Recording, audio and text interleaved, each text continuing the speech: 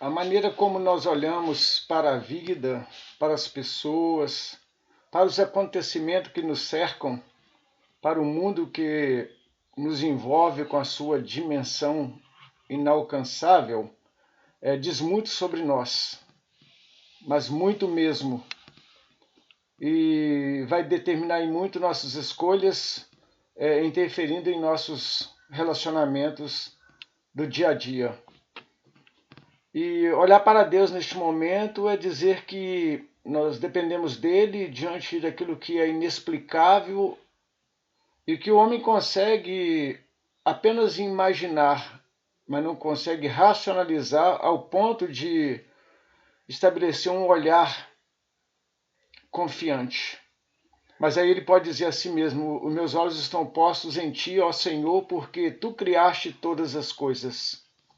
É isso que fundamenta a confiança diante desse cosmo tão perfeitamente organizado, em que, na intervenção do homem, tem sido em parte destruído.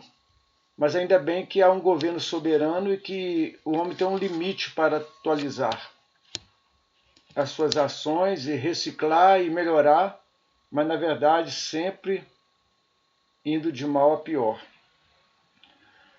Um modelo mental do que nós vemos é estabelecido por uma realidade que nós alcançamos pelos nossos próprios pensamentos. Queremos estabelecer uma lógica do mundo e até da vida, da existência, e não conseguimos.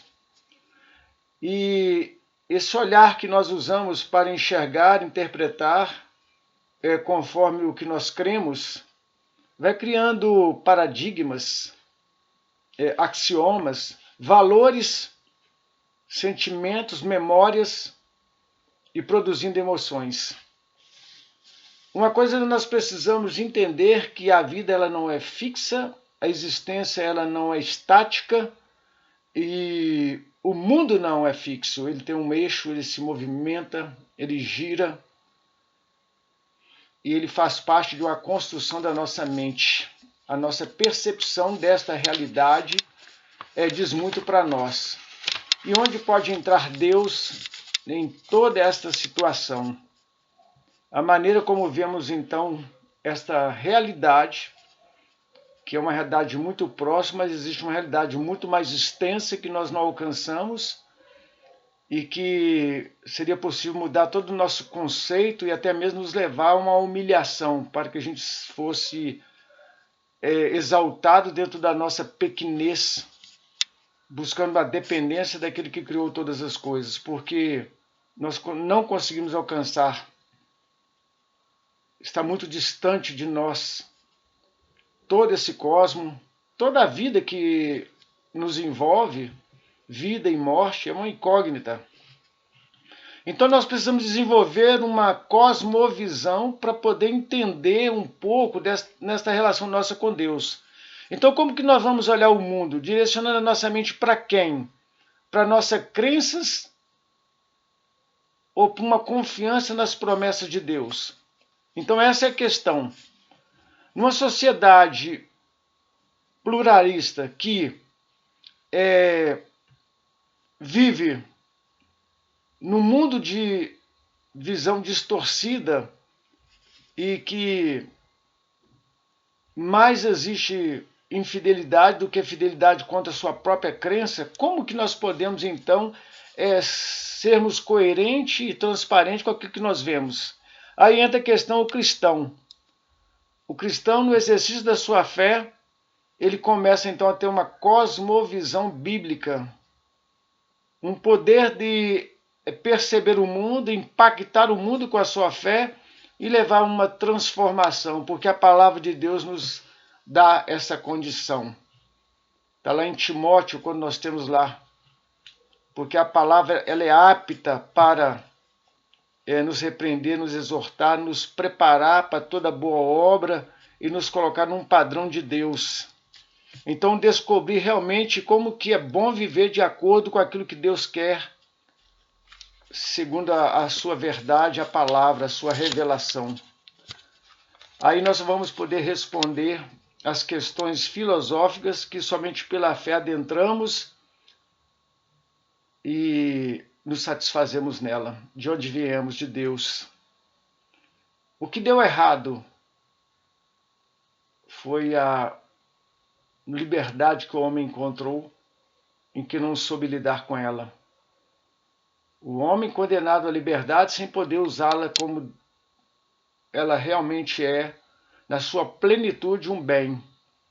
Mas essa liberdade levou o homem a distanciar-se de Deus. Então, o que podemos fazer, então? Retornar para Deus, buscar o autor e consumador da fé e da vida, numa visão de Deus e numa capacidade de perceber que tudo que existe vê a existência mediante o poder criador daquele que faz bem todas as coisas. E que por ser perfeito só gera a perfeição. A imperfeição, as falhas, elas não procedem de Deus. É por isso que nós podemos crer que existe um Deus criador dado estas duas naturezas, humana e essa natureza da physis, daquilo que funciona com toda a sua condição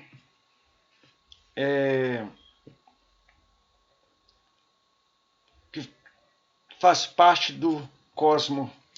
Uma cosmovisão bíblica que vai nos levar a perceber um mundo criado não daquilo que é aparente, mas pelo poder que tem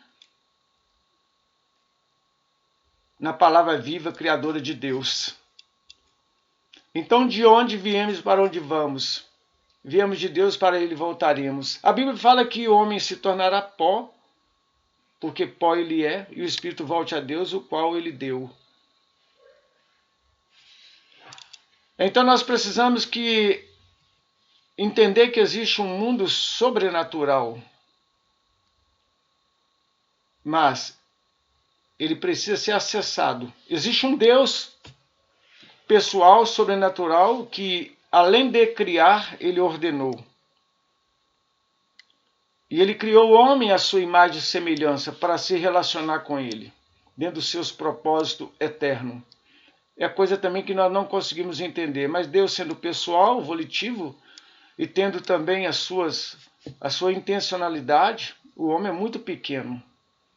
A Bíblia fala que os caminhos do Senhor são muito elevados, mas nós podemos acessar através de uma disposição de ouvir a voz de Deus através da sua palavra. A relação de Deus com o homem é uma relação de Deus, Criador, e com a sua criatura, que filiada agora por adoção, filhos de Deus por adoção, por meio de Jesus Cristo, e tendo a essência da fé, ou seja, a fé viva que procede e é nutrida, alimentada pela palavra, então ele agora pode ser esse ser humano que se sente um ser individual, pessoal, responsável, e que abandona a sua arrogância e busca então uma comunhão plena com Deus para que ele possa então ajustar-se e encontrar uma qualidade de vida melhor pela fé e pela certeza da existência deste Deus, que ora duvidamos, ora confiamos. Visto que tão envolvidos ficamos com a vida material que às vezes nós confiamos muito na nossa força, aí que é o problema. Nós temos 2 versículos da palavra de Deus muito interessantes. Um é: agrada-te do Senhor e ele satisfará o desejo do teu coração. E temos hoje que nos exorta a buscar primeiro o reino de Deus e a sua justiça, e todas as outras coisas vos serão acrescentadas. Como podemos, então, iniciar uma caminhada e ter essa consciência da possível relação minha com Deus, do homem com Deus? Primeiro, todo homem é pecador por natureza e por prática. Que ele pode ser livre do pecado e continuar na presença do pecado, mas que um dia ele vai ser tirado da presença do pecado, porque aí ele está indo para a glória de Deus. Todo homem, por causa de ser pecador, será julgado. Ele não pode ser julgado pelo outro homem, mas ele será julgado por Deus e responderá somente a Deus. Nós temos a parábola do joio e do trigo. Quando os discípulos pensaram que poderiam fazer a separação, Jesus disse: deixe que no final do tempo, quem vai fazer a separação é o próprio Deus. Então a salvação de Deus, mediante esse reconhecimento de um homem pecador, isso pode ser recebido por uma decisão única da pessoa, quando admite a sua condição, sua miserável condição, e reconhece que precisa desse Salvador. Então ele entende que num ato de amor e misericórdia de Deus e de graça, Deus veio por meio de Jesus, interviu em toda a situação, reconciliou esse homem consigo mesmo, disse que o princípio de justiça está nisso. Muito interessante, o homem criou o homem pecou. O homem poderia justificar-se: eu não pedi para ser criado.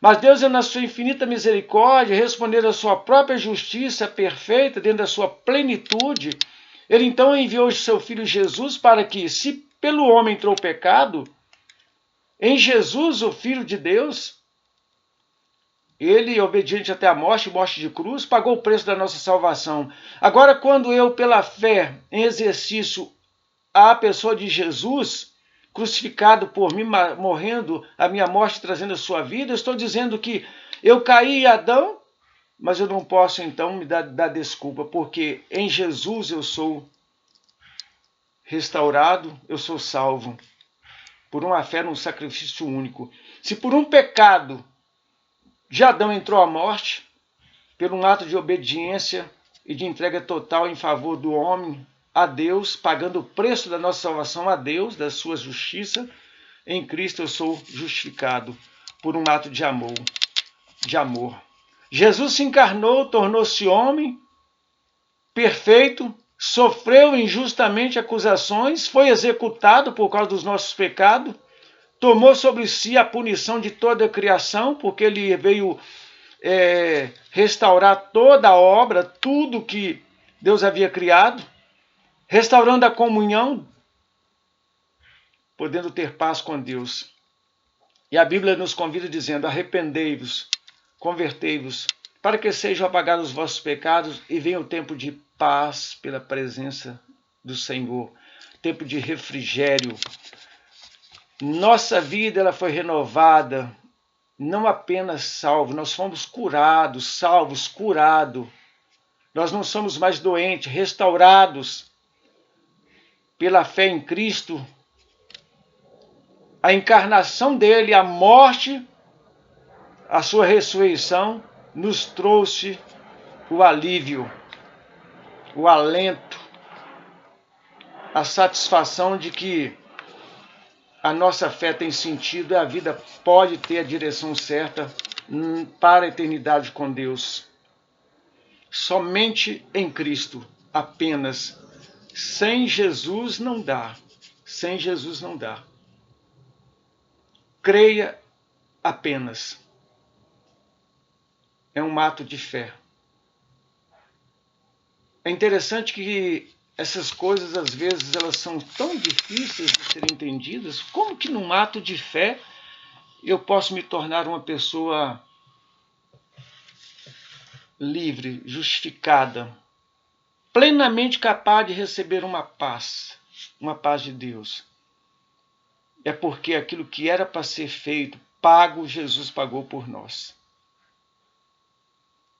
Ele morreu a minha morte e me deu a sua vida.